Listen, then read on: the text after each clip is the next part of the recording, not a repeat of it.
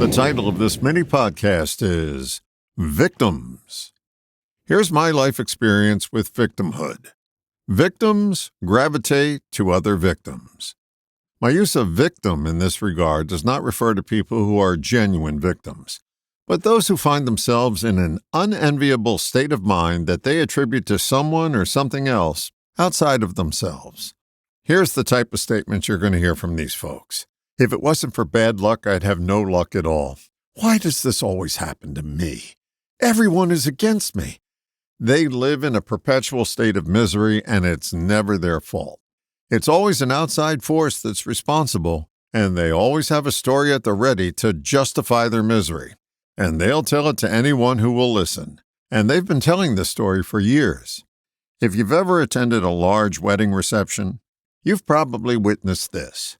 Two people who don't know each other but have the same profession or the same point of view, finding each other and striking up a conversation and forming a bond. The same is true for victims. They magnetize each other. Somehow, some way, they find one another. And they regurgitate the same thing they've been saying for years, hoping just one more telling of their tale of woe will make it go away. They consider each other a supportive source, but never notice that this support is anything but. Victims are codependent and committed to staying on the same track with no exit ramp in sight. Some of the hardest people to help are victims. That's because they can't comprehend that they're responsible for their state of mind. I wish I could offer a remedy that works. I can't. Just like the Bible states, the poor will always be with us. Victims are here to stay.